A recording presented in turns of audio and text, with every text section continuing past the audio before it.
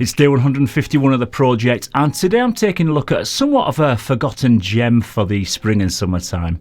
This one is Armani Code Colonia, and to find out what I think of this one and whether it's worth picking up in 2022, stay tuned to Mag's Frags.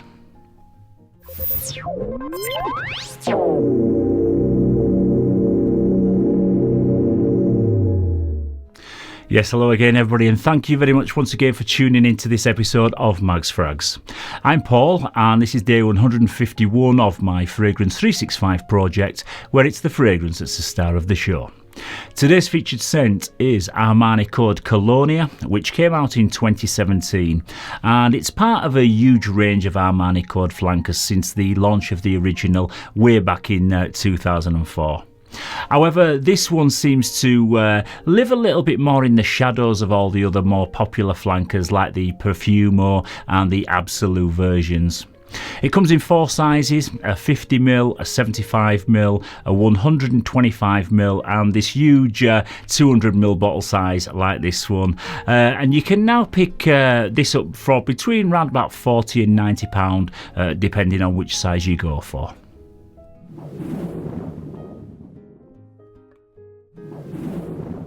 Yes, I'm into the presentation, and the box comes in a matte black finish, and we've got some blue and white branding on the front.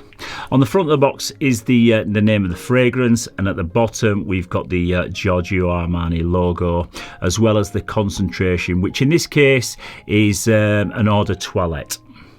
On the side, again, we've got all the same information repeated, and on the back is loads and loads of product information, which is really difficult to read in this colour scheme. Not that I've ever read all the product information anyway. And finally, on the bottom, we've got the batch code and a bit more product information. And for all you batch code hunters out there, the batch code on this one is 62P800N. Yeah, the bottle looks absolutely great in this tall, sleek design. And it's also got a graduated blue tint, and we've got the name of the fragrance on the front printed in white. There's the blue plastic click-on cap, which features again the Armani logo at the top, and the atomizer is like a blue metallic colour, and it's surrounded by like a matte black shoulder that goes all the way around it. The spray distribution is absolutely fantastic, as you'd expect with an Armani fragrance, and overall I really like how this one looks and feels. It's really ergonomic when you're holding it, so yeah, top-notch presentation, and it's one that will definitely complement any collection.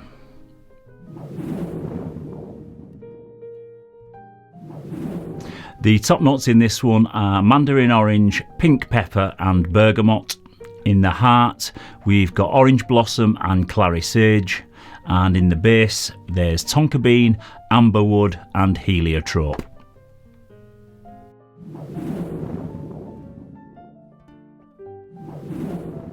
Yeah, so this one is the Armani Code flanker for the daytime, and that's because it projects a little bit more freshness up top after the initial spray and through into the dry down. I wouldn't say it's an out-and-out summer fresh scent, but it's definitely more bright and refreshing compared to the other flankers in the line, which are normally quite warm and sweet. This one opens up very juicy with plenty of fruity sweetness coming from the mandarin orange, and also a little bit of zesty citrus from the bergamot. However, the bergamot doesn't stick around for that long, and it's just one of those where if you blink you'll miss it. To my nose, it is the mandarin orange that carries through from the initial spray the most right the way into the dry down, and you get more of a sweet fruitiness rather than like a zesty citrus accord.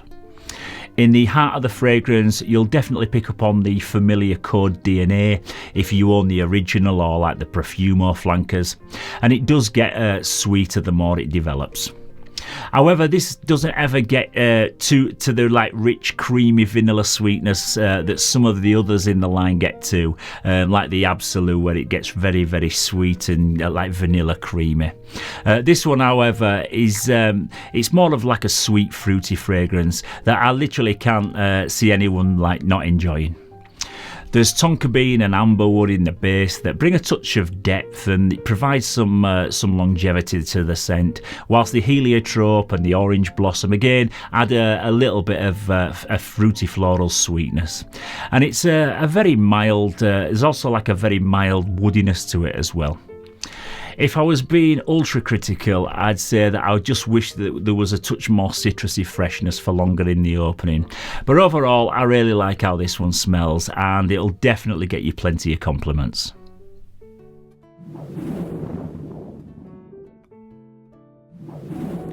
This is an extremely versatile dumb reach fragrance that'd be great for pretty much all year round and for any occasion. However, if I was going to kind of pick a perfect scenario for this one, I'd say it would be for like a daytime setting in the warmer months of maybe the spring or even early summer. It's a fairly casual smelling fragrance, and it's less formal and dressed up than the likes of the Profumo and the Absolute Gold flankers that I keep referring to. So it'd be a great one to wear as like a work or an office scent. This is not really one for your serious collectors, because even though it smells absolutely lovely, it does err on the generic side, and it's one that I personally overlook quite a lot of the time. And if I'm honest, I've only probably reached for this one a handful of times in the last couple of years, which is crazy considering the size of the bottle. But I'll definitely give it a few more wearings over the next coming weeks through springtime. It's suitable for men of any age. It's not too juvenile, but then again, it's not old-fashioned. It would suit men of all ages, and it's a very good all-rounder. And it's probably the safest blind buy that you'd ever purchase. So if you're looking to buy a gift for a family member in the near future, then this would be a pretty good choice.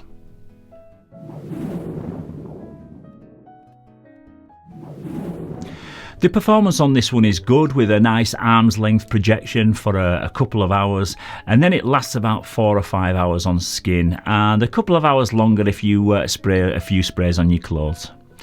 Although I did wear it yesterday, and I could still smell it on my shirt this morning when I put it into the washing machine, but I did go with about 10 sprays of it yesterday. It is way better than the original Code in terms of performance, because I think the original is a bit of a poor performer, but maybe not as good as like your Perfumer or your Absolute with the darker scent profiles. It will get you noticed and complimented, but it's not, I wouldn't describe it as like a room-filling fragrance, and but it definitely wouldn't get on anyone's nerves if you were working in a confined space or like a small office.